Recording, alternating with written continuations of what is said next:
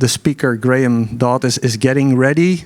Take it easy. A short introduction, if needed. Because Graham Dodd, director at AROP, double fellow at AROP, but also at the Society of Facade Engineers.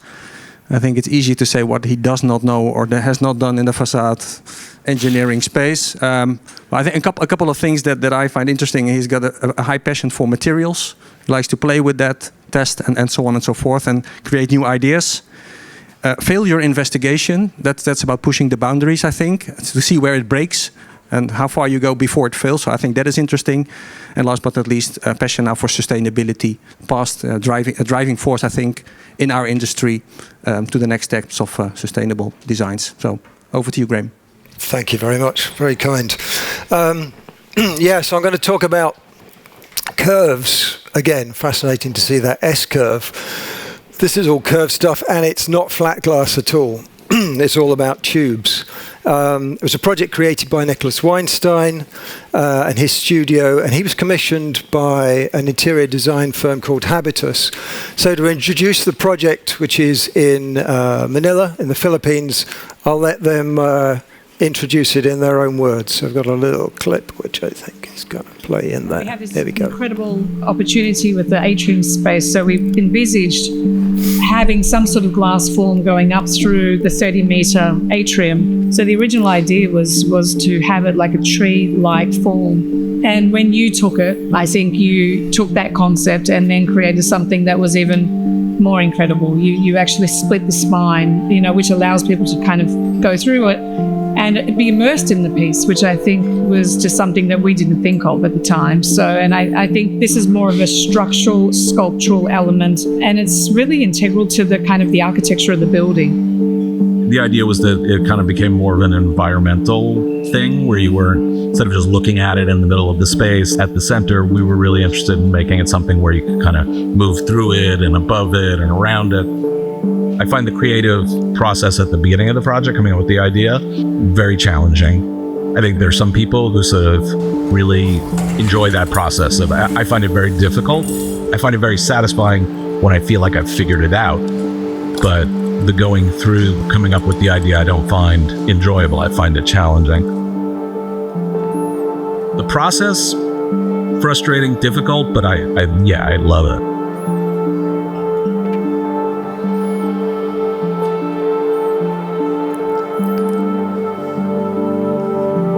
So there you've seen pretty much the whole thing in a snapshot. My job really is to take you through some of the details and some of the engineering processes that we went through to, as our part as collaborators with Nikolas and his studio. So just to place it. It's in an 8-story atrium with a skylight over the top. And as you heard Samantha say, it's really about bringing light down into that space and animating that space, but also a kind of wayfinding thing to draw people up to the other levels in the building rather than staying down at ground level. So I've been working with Nick Weinstein for over 25 years. And so we've done several projects led up to this one. So I'll just gallop through a few of these. So this isn't one, but this is glass tube. This was Tower Place in London with Norman Foster's office. And this project was presented at GPD in about 2003. And glass tubes proved really difficult to laminate. And Schott did an amazing job. You can read their paper. But they're really difficult to laminate tubes, even when they're straight. And this project is all about curved glass tube. You may know I'm really passionate about safety and about designing for what happens when glass breaks. And usually the answer is lamination. But in this case, we had to take a different approach. And that's why I want to talk about the series of projects, because we've been on that journey with Nick. Since this project, again, presented GPD 2001, this one, clumps these panels are formed of bundles of glass tubes, as you can see, different diameters, formed together in a kiln so that they fuse to each other, and they're suspended. We had to develop a technique not of trying to analyze the stresses in these complex things, but to proof test each finished part and also demonstrate it had some robustness just by battering it, basically. And this technique developed through some other projects. This one's in Singapore, the Cosmopolitan development. Here you can see these clumps really elongated. They're over 6 meters long, and Nick's studio developed a technique of welding tubes end to end to make the very long pieces in these clumps. And that technique, here you can see those welds up close, and here you can see an early example of using different glass tubes. So some of these have got flutes on the inside, some are plain. You may also be able to just make out, running down the center of the clear tubes is where you'll see it most easily, but every tube has got a very fine wire threaded down the inside of it. And then you might see a series of circles, not the welds, and that's a tiny wire which is woven in between the tubes to make like a bit like a sushi mat kind of construction. And one end of this was potted with pouring silicone into a channel. Here's another project with using this same technique where the slots, the channels are in the ceiling, and every one of these tubes is laced together with a fine wire. And at this scale and with this much kind of variety and highlight in the glass, you don't see those wires. Now in San Francisco at Bar Agricole, there's a Nick called it a triptych, three pieces for the 3 skylights. Now here we've really had to confront seismic load for the first time, and bonding the tubes into the channel doesn't provide enough cantilever resistance on its own. So actually they're braced from a weave partway down the tubes. There are little diagonal wires bracing sections of this to give it some lateral stability. Again, super complicated to calculate. Would you believe the results if you did it? I don't have a photo of the actual rig, but in concept, this is what we did to test its resistance to a lateral load. Just build the whole thing, tip it over on its side in the studio, and see how it behaved. So this kind of technique of using arrays of tubes and not fusing them together developed from there. You've seen they're all kind of one edge. These, again, back in Singapore, another project, these are tubes between curved stainless steel rods, laced together, the ends of the tubes attached to the rods. I'll show the kind of technique. It's been through several iterations, and this here you've got pleats of this glass fabric arranged together, but in this case with straight tubes. And then Noble House in Jakarta, again seismic. He seems to get jobs on the Ring of Fire. Curved glass tubes in one of these panels. This. An informal seismic test. It's hung from like a suspended frame in the studio, accelerometers on that frame, and the team shoving it as hard as to see if they could get it close to 1G lateral, just to see, because we kind of realized from the very early projects, if you've got lots of variability in the lengths of the cables, we wanted to know how much it would sway, how it would respond, to make sure that pieces didn't clash into each other. Now, Nick had done a series of projects with these kind of ribbons of glass. So we've done large scale, big spaces. And here you see some of these are pleated together and some are individual. But hadn't really done anything quite like the project that became known as Mangrove. So I'll talk a little bit about the concept of that. This is a fairly late concept model. But I'm showing this because the key challenge here was now we're connected to the ground. And this is going to bear, a lot of its weight is going to bear on the ground. So these very slender things that he's been building suddenly have a kind of stability problem because they're going to tend to stand on the ground and then buckle out of shape. The top edge is suspended. So getting that transition between standing and being suspended was going to be a challenge. I say this model was fairly late in the process because the way of working was super interactive. It was iterative, and it was completely disconnected from an architectural construction program. If you're used to working with stages of design where you get something fixed and then you go on to the next stage, nothing like that. He started ordering glass very early in the piece, and we were trying to work out how it was all going to come together.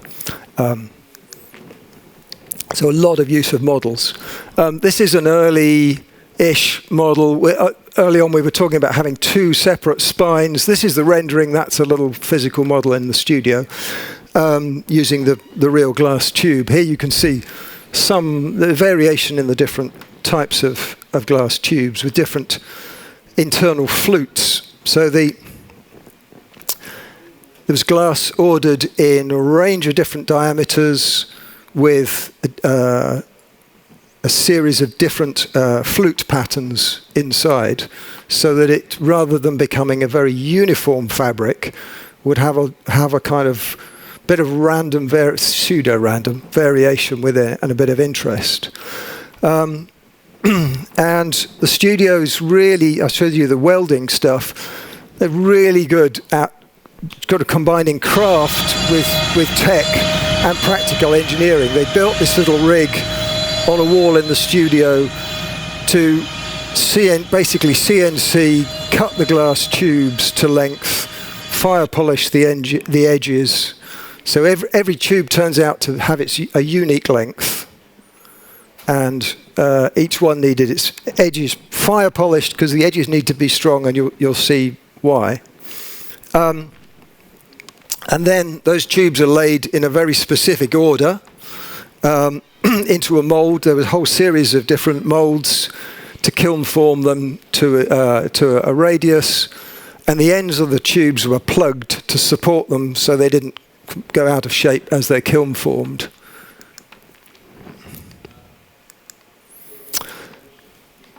So that leads me to kind of one of the first challenges, fixing a curved tube in rotation. There's a couple of examples. There's fixing the glass tubes themselves. I'll do the easier one first, which is how do you fix the stainless tubes to each other. So we settled in the end on a series of tubes which were basically telescopable series of stainless steel pipe sizes, actually. So you can put a shear pin through it. So there's a conventional technique. Because you've got a complex curve, it was rationalized in the end to a series of radii. So you bend the tube to one radius, and then where it changes from tube diameter to another tube diameter, you can rotate one curve relative to the other. So you clock it around a few degrees, hold it in position, drill the shear pin holes, put your pins in. So that when it comes together, everything sort of fits to the shape you want it. Fixing the glass tubes is a different challenge because they curve out away from their supports, so their center of gravity is not in line with the reactions at the ends. So this is where the little plugs come in, and the splines, because the splines are designed such so that a molded silicone insert can engage with those splines and it'll engage with all the different spline types. Inside the silicone insert is a finer set of splines, which engages with a injection molded acrylic plug, and then there's a wire that goes. I'll show you how that all connects together. So there's a wire that goes through each tube, the through wire, which is a solid wire. It makes like a giant paperclip. that provides the tension, strength and stiffness of the fabric. And then the glass is just going to provide compression through those silicone plugs and the acrylic in the end. So they made a little, they printed a lot and designed, made, printed in this case, their tools. This one sort of pulls that wire up snug, puts the second bend in it in exactly the right place, so that then when the there's an edge wire, a primary wire, slot goes through the slot in the plug, just under the hook in the end of the through wire, and that locks the whole thing together so that the wires down the center provide tension, glass tube provides compression. Making light construction robust. Again, a lot of the iterative stuff where that wire that engages through the plugs and was whipped on. We got them to test, make samples, test them. Let's see how strong they are. What can we do to improve? We ended up with devising a system where they whip it twice, and that reduces the span of this little wire and stiffens it up, makes it stronger. You see the detail of how that all comes together. It's crude in a sense, and it just butts up against the tube, but it's been kind of highly iterated to get there. Come on, what do I point this at? There we go. So we've done tension tests. We got them to do shear tests as well, because as these stalks deform, there's shear in this fabric, which is going to be non-linear. And so we use those experiments. You can see a series of results in the colors there. We use those to calibrate a non-linear LS-Dyna model, which would more or less mimic that behavior. So it's then kind of mimicking, so we've got a steel spine, we've got an element at the end which is dealing with this, the way the end behaves, a through wire and the glass tube in the model. Now, that led to us building an absolutely huge series of LS-Dyna models with more elements in than any building model we've done. Meanwhile, Nick's studio were working in Rhino, as you can see on the left. We're trying to build models to produce this stuff on the right. They'd scripted everything. Every single bit of this is parametrically scripted. This is a tiny, tiny fraction of their grasshopper modeling. And there was a whole menagerie of different tools used that go with that.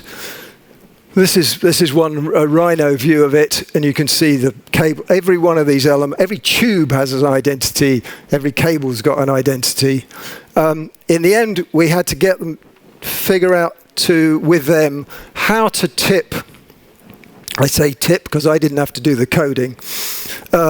Their Rhino data into the LS-Dyna nonlinear analysis, assign properties to it, resolve things so that it would actually run in our models. And once we got to that stage, we could actually give them fairly quick feedback on where to position cables, how to adjust things, what the deflections were going to be like. And we managed to reduce the number of cables. It's still in the hundreds of cables. And to model how it behaves, we then take, there's around the outside, left out of this for clarity, is a simplified model of the building. You then feed in a series of ground motions for the seismic activity and see how this is a little cluster of one part of the sculpture. If you've got sharp eyes, you might see some bits coming off because the model assumes it gets to a certain point. Some of the tubes crack, but it doesn't know that they're all held on with a little central wire. Looked for how it was going to deflect under gravity load, seismic load, and how it would behave as you're trying to construct it. Eventually, we analysed all of these clusters, not all at once. These on like a big cloud cluster of processors were taking days to solve some of these. How do you connect the cables to the spines? Going to have to go very quickly here. These cable connectors interact with the spines themselves. A little detail, normally I would want to connect a stranded cable around a thimble so that you control the radius. And we worked through loads of options. In the end, these complex shaped connectors always provide that radius so that they could connect a cable in, they could undo a bolt and remove it and refit it, they could adjust cables. So there's a whole family of these for the different diameters of spines as you go up. And I get some things are difficult to communicate. So this one was communicated by models. This is literally my lash up in my garage on the left. The idea of actually when two spines are very close together, but not, you don't want to fix them solidly. It would be great to lash them, with a rope lashing. In wire rope, a lashing just never works properly. But we figured out a way of making a lashing, and this is their beautiful version that they machined. I'm running out of time. Transported it in assembled vents, which would then be attached, each laced on. You saw them lacing it in the early video. You see all these plywood sleds. Again, all parametrically generated. Every tube has got its little slot, so it's positioned in the workshop at the right angle, and then it's supported from that moment until you've laced it on and you remove it on site. That helped us solve a question about, I mentioned the stability and working from the ground up. It was going to need some sort of false work to get these spines in the right place as you worked up before the glass was attached. And in the end, they were all machined plywood pieces. And we've probably got time to whiz through. This is it, starting from the ground up. We had long conversations about how would you actually, just figuring out how to build it was a big part of this. And without the sort of design stages, it gives you lots of freedom, but it's quite unnerving all the way through. So we persuaded them to glaze most of it from the top down. And because once you have got the glass in place, you can't get scaffolding back. So this bit was glazed early on to demonstrate what was going on. Then most of it is glazed as the scaffolding comes down. You're getting restricted on where you can get to, and eventually work your way through. I'm well over time, so I'm going to end it with the last picture of the installed thing. You've seen it in its animated glory at the beginning. There it is. And yeah, it's all tube and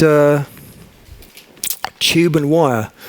The big leap, we often do projects which are a bit of a leap into the unknown, but this one, I think has really taxed us. But for me, I really enjoyed the interaction with a team who usually use this dynamic software for doing things like crashing cars, modeling those dynamic interactions, and blast analysis of glass and so on.